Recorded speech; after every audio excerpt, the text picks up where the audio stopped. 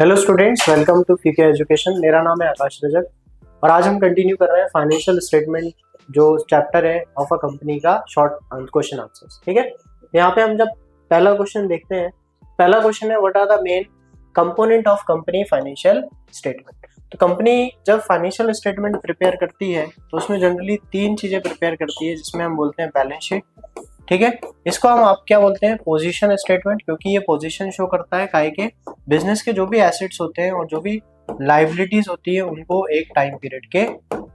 तो ये जो एसेट्स है और लाइबिलिटीज है हम कहाँ शो करते हैं, बैलेंस शीट में शो करते हैं। और balance sheet at the end of the year किसी भी कंपनी की जो फाइनेंशियल पोजीशन है, जो भी एसेट्स और लाइबिलिटीज की वैल्यू है, उसको शो करता है। दूसरा हमारा बनता है इनकम स्टेटमेंट, जिसको हम प्रॉफिट एंड लॉस या जिसको हम है ना प्रॉफिट एंड लॉस स्टेटमेंट या प्रॉफिट एंड लॉस अकाउंट भी बोलते हैं।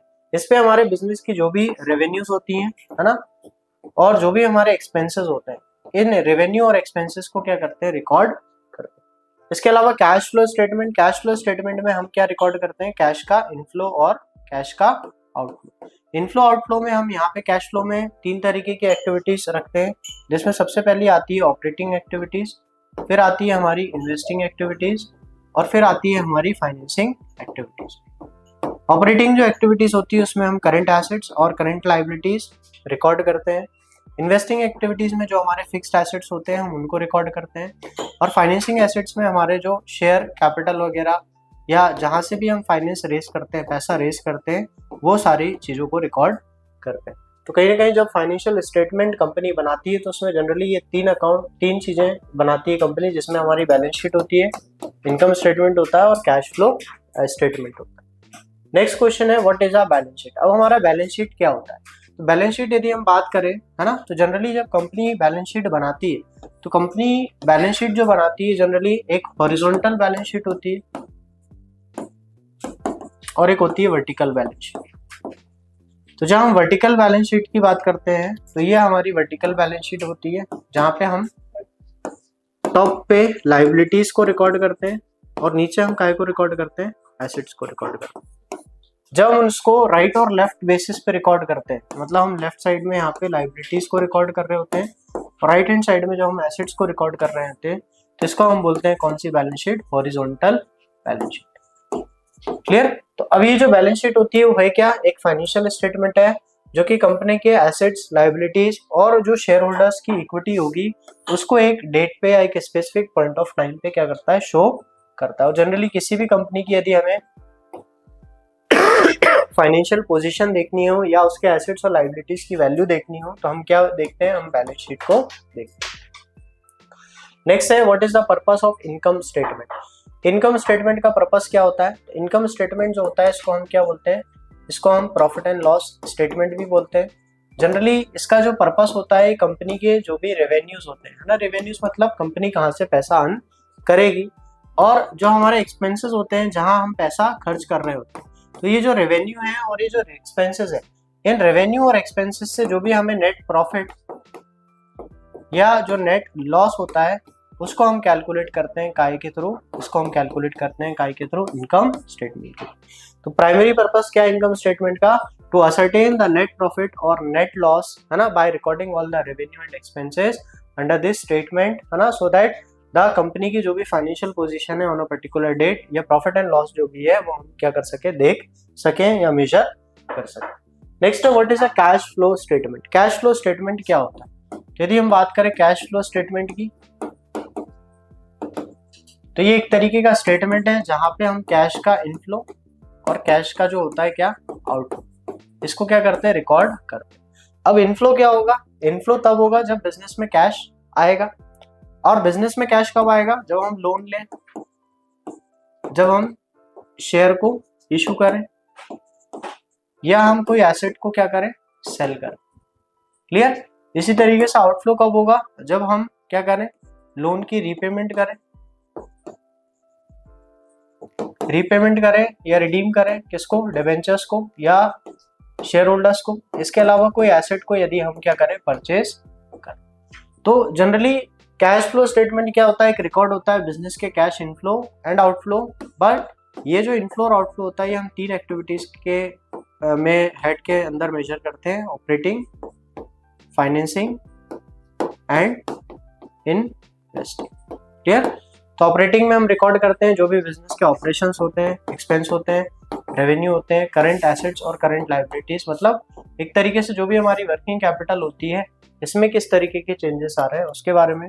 फाइनेंसिंग में जो भी हमारे पैसे आ रहे हैं जैसे शेयर्स, डिवेंचर्स, लोन वगैरह से, इसको हम रिकॉर्ड करते हैं। इन्वेस्टिंग में हम रिकॉर्ड करते हैं क्या सारे हमारे फिक्स्ड एसेट्स को जो भी हम परचेज या सेल कर रहे हैं। तो सिंपल है, इनफ्लो मतलब पैसा आ रहा है बिजनेस में और आउटफ्लो मतलब पैसा जा रहा है। तो इसी के मूवमेंट को, कैश और कैश इक्विवेलेंट को over a period of time, एक साल के अंदर जो हम रिकॉर्ड करते हैं under different activity, operating, investing और फाइनेंसिंग, इसी को हम क्या बोलते हैं? कैश फ्लो स्टेटमेंट बोलते हैं। अगला है व्हाट आर करंट एसेट्स। ठीक है, तो करंट एसेट्स का मतलब सिंपल है, यदि हम एसेट्स की बात करते हैं तो एसेट्स में एक आता है फिक्स्ड एसेट। फिक्स्ड एसेट मतलब जो कि बिजनेस में remain in business for more than 1 year, इसको हम क्या बोलते हैं? Fixed asset. अब ये फिक्स्ड एसेट जो होते हैं हमारे बिजनेस में 1 साल से ज्यादा रहते हैं। जैसे हम एग्जांपल दें, plant and machinery, furniture, building. Clear? इसके अलावा हमारे दूसरे तरीके के एसेट होते हैं करंट एसेट्स। तो करंट एसेट्स कौन से एसेट होते हैं? जो कि get converted into what? Into cash within 1 year. Current assets are assets that can be converted into cash within 1 year. जैसे कैश अकाउंट, रिसीवेबल्स मतलब जो हमें डेटर से पैसा लेना है, क्लियर, जो हमें बिल के अगेंस्ट पैसा लेना है that is bill receivable, stock. ठीक है, इसके अलावा हमारा और क्या आ सकता है? तो जो भी हमारे करंट एसेट्स होते हैं जो कि कैश है ना, बैलेंस, बैंक बैलेंस, ये सारे हमारे करंट एसेट्स होते हैं। और करंट एसेट्स जनरली क्या होते हैं?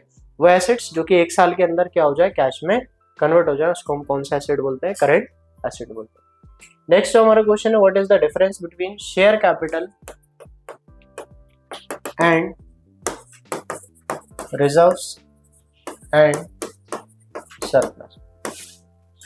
तो यदि मैं शेयर कैपिटल की बात करूं तो शेयर कैपिटल क्या एक तरीके का अमाउंट है जो कि कौन इन्वेस्ट कर रहा है? शेयर होल्डर इन्वेस्ट कर रहे हैं कहां पर? बिजनेस। क्लियर? वहीं यदि मैं रिजर्व्स और सरप्लस की बात करूं तो रिजर्व्स और सरप्लस क्या है? ये एक तरीके का प्रॉफिट का पार्ट है, पार्ट ऑफ प्रॉफिट, जो कि कंपनी क्या कर रही है? रिटेन कर रही है काहे के लिए? For future use. मतलब शेयर कैपिटल क्या है? एक तरीके से शेयर कैपिटल है जो शेयर होल्डर से हम पैसा ले रहे हैं, the amount invested bye share holder in the company. वही रिजर्व्स एंड सरप्लस क्या है? रिजर्व्स एंड सरप्लस वो पैसा है, कौन सा पैसा? प्रॉफिट का वो पार्ट जिसको हम फ्यूचर के यूज के लिए बचा के रख रहे हैं, उसको हम क्या बोलते हैं? Reserves and surplus. तो अल्टीमेटली शेयर कैपिटल का ही पार्ट क्या है? Reserves and surplus. तो शेयर कैपिटल के अंदर आता क्या है वैसे? Shareholders fund plus reserves and surplus. Clear? Next हमारा what is the importance of financial statement. Importance क्या है फाइनेंशियल स्टेटमेंट की? यदि हम इंपॉर्टेंस की बात करें तो कोई भी कंपनी क्यों फाइनेंशियल स्टेटमेंट प्रिपेयर करती है? तो सबसे पहली उसकी जो फाइनेंशियल हेल्थ है उसको मेजर करने के लिए, या फाइनेंशियल हेल्थ का मतलब है फाइनेंशियल पोजीशन, मतलब एट टाइम कंपनी की किस तरीके की सॉल्वेंसी है, वो किस तरीके से अपने डेब्ट्स वगैरह को पे कर सकती है, वो किस तरीके से और नए एसेट्स परचेस कर सकती है, अपने बिजनेस को एक्सपेंड कर सकती है, यदि वो और ग्रो करने का सोच रही है तो किस तरीके से डिसीजंस ले सकती है। दूसरा होता है उसकी प्रॉफिटेबिलिटी मेजर करने के लिए। प्रॉफिटेबिलिटी का मतलब है किस तरीके से बिजनेस प्रॉफिट अर्न कर रहा है या किस तरीके से बिजनेस वही प्रॉफिट को कंटिन्यू अर्न करता रहेगा, उसको हम प्रॉफिटेबिलिटी कहते हैं। फिर आता है लिक्विडिटी। लिक्विडिटी का मतलब है कि कभी भी जब भी बिजनेस को पैसे की जरूरत पड़े तो वो पैसा बिजनेस के पास अवेलेबल है कि नहीं। तो उस लिक्विडिटी को भी मेजर करने के लिए हम क्या करते हैं? फाइनेंशियल स्टेटमेंट्स को प्रिपेयर करते हैं। इसके अलावा जो हमारा ओवरऑल परफॉर्मेंस है ना, ओवरऑल परफॉर्मेंस मतलब साल भर में कंपनी ने कितनी ग्रोथ करी, पास्ट ईयर का जो प्रॉफिट था वो क्या था, इस साल का प्रॉफिट है वो क्या है, आने वाले समय में हम और क्या डिसीजंस बिजनेस के लिए ले सकते हैं। तो इसके लिए कहीं ना कहीं इंपॉर्टेंस हो जाता है क्या, फाइनेंशियल स्टेटमेंट को प्रिपेयर करना।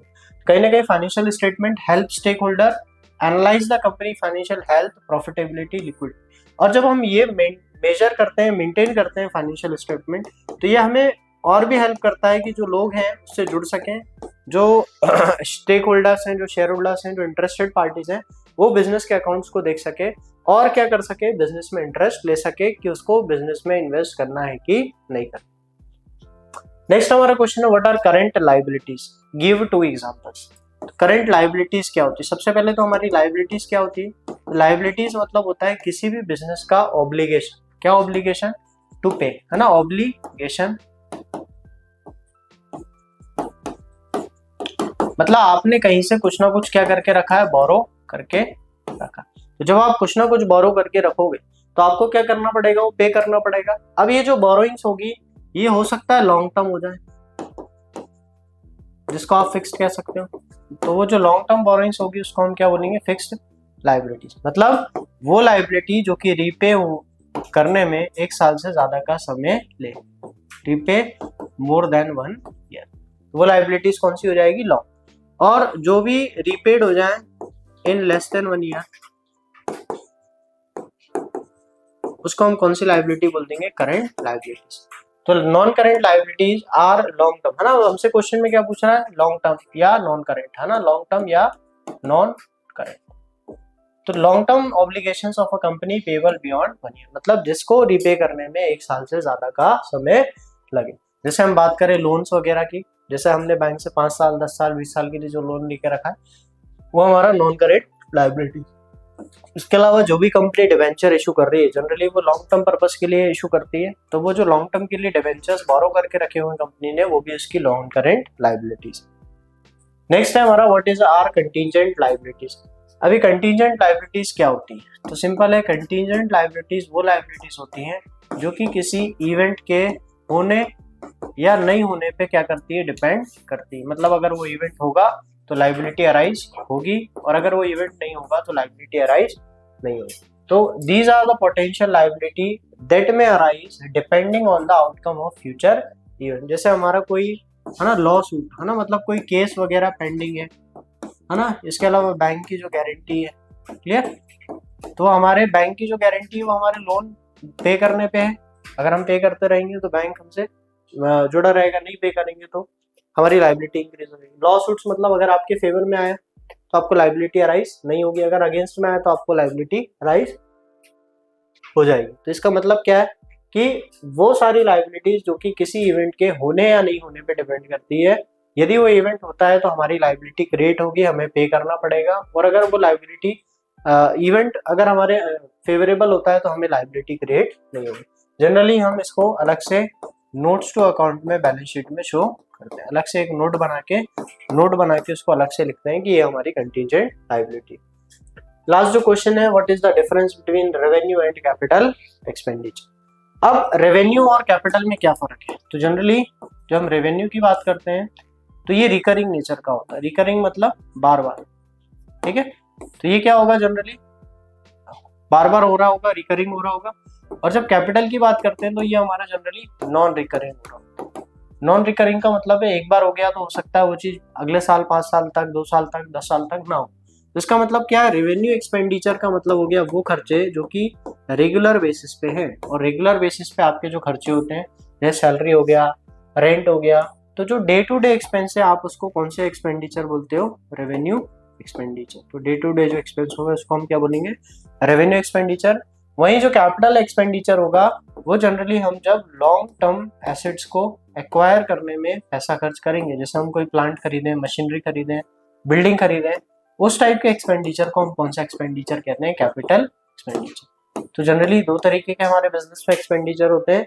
एक होता है रेवेन्यू जो कि रिकरिंग नेचर का होता है, डे टू डे बेसिस होता है और हमें वो करते रहना चाहिए ताकि बिजनेस का जो ऑपरेशन है वो स्मूथली वर्क करता रहे। और एक होता है कैपिटल एक्सपेंडिचर, जब हम लॉन्ग टर्म एसेट एक्वायर करने के लिए कोई पैसा खर्च करते हैं उसको हम कौन सा एक्सपेंडिचर बोलते हैं, कैपिटल एक्सपेंडिचर। तो ये हमारे टोटल 10 शॉर्ट आंसर क्वेश्चन थे जो कि आपके एग्जाम पॉइंट ऑफ से काफी इंपॉर्टेंट है। यदि आपको वीडियो अच्छी लगी हो तो वीडियो को लाइक करें, शेयर करें और चैनल पे नए हैं तो सब्सक्राइब करें ताकि ऐसे ही और इन्फॉर्मेटिव वीडियोस हम आपके लिए लाते हैं। Thank you.